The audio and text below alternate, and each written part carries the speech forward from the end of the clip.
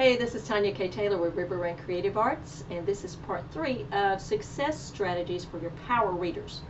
POWER being an acronym, P-O-W-E-R, standing for Purposeful Operations with Eternal Rewards, which is the acronym the Lord gave me years ago that I use in my series, The Adventures of Princess Pearl Power Girl. Check it out. I'm working on book 3. There's going to be at least 8 books. Books 1 and 2 are available right now on Kindle Vella. I'm about to pull them and print them and offer them as whole books and ebooks. So you can check those out and spread the word. They're really good. They have a lot of educational material in them. And as soon as I get time, one of my goals is to write teacher guides to go with it. All right, here are 9, 10, 11, and 12 of part 3 of Success Strategies for your Power Readers. All right, number 9. Have the students read a few paragraphs and then ask them to summarize what happened in those paragraphs. That's either fiction or nonfiction. It's very important to do these quick, informal assessments. They don't even know you're assessing them, really. They may know subconsciously, but it helps you realize if they're on target, if they're paying attention, if they are really understanding. So you have them retell you in their own words what happened. Sometimes it may be important, if you don't have stronger readers or they're not confident, to give them a buddy to pair your students and let them discuss it first for a minute or two. Then whichever one wants to share with the class or the group. Like I teach a lot of individuals and small groups now online for about the past 3 years, and I really like it. Although I taught public school in big classes, it will work either way. Even with homeschooling one child, which I did also as well. You could ask them to write it out and think, and maybe even pretend to be their buddy or something. The Lord will help you. He gives you creative ideas. He is the teacher. And another thing, I'm just going to throw this in. This is lagniappe, which is a French Cajun word for extra delight factor and bonus. I pray and I ask the Lord to help me, because I say, I yield to you, Jesus. You are the master teacher. You created every child. You know every child. You know what they need. Open my mouth and put your words in it, please. And he does. And it's amazing how he helps them. I'm just like, that's pretty good. Thank you, Lord. I can tell it's you and not me. So I do study and prepare.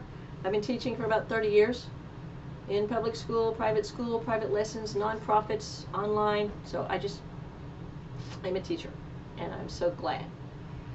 So having them summarize a few paragraphs and retell it effectively, especially while remembering key details, is a very important part of being a power reader.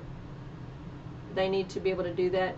And I work to help every student, even adults, think bigger, look beyond what they see. For instance, I may say something to the student about, well, you know, this is a strategy you're going to use all the way through school, high school, college, and even when you have your own business and you are wanting to read a lot of material and learn something quickly. And maybe you're the president of the company, but maybe before that, maybe you work for a company and you're a vice president or you're a manager under, and the president says, okay, why don't you give us a report? And there's all these people in the room, all these managers and stuff. So you're going to report, you're going to summarize. Give us a summary of all these pages of information that you read. So I think I help my students think bigger.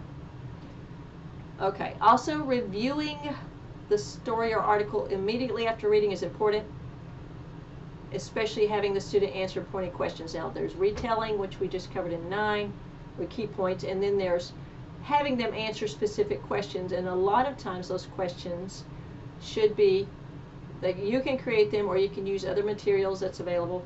They should be thought-provoking, higher level critical thinking questions.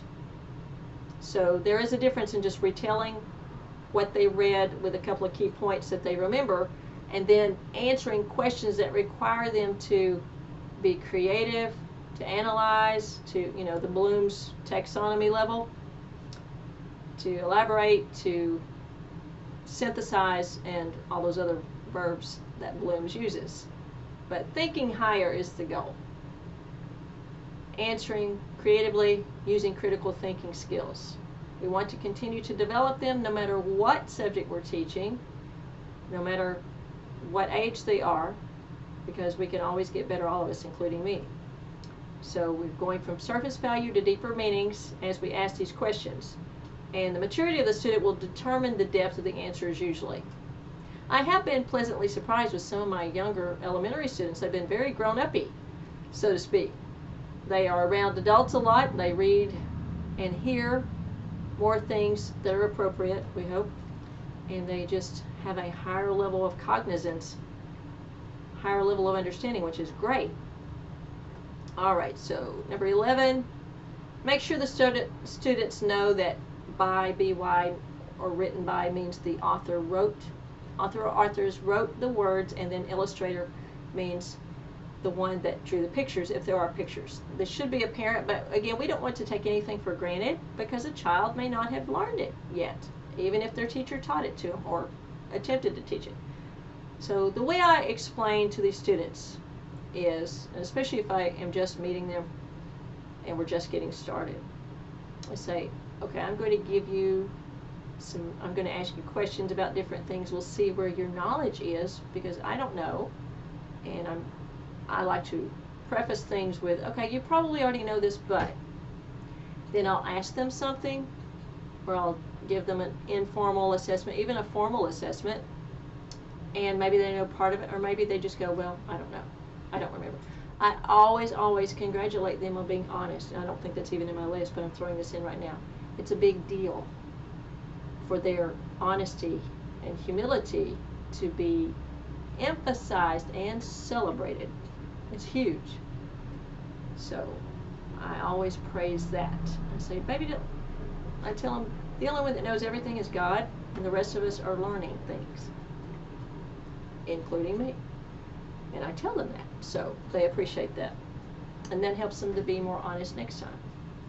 At the same time, I congratulate them for giving an effort. Like, I've had many students guess, and maybe their guess is way off, but I praise them for guessing.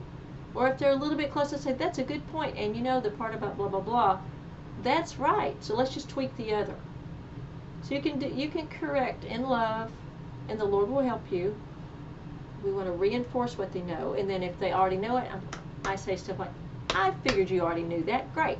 And I tell them we're solidifying the bricks of knowledge that you have so we can build on those bricks, because you must have these bricks solid to build properly going forward, just like a building that we're going to live in or go visit or whatever. So the Lord will put His words in your mouth. Okay, and then number 12, teaching a student that technically a story is fiction, make-believe, and a report should always be factual, and making sure they know how to distinguish between opinions and facts. Goodness, that's so important. And one of the reasons that a lot of things are crazy in this world is because people have gotten those mixed up.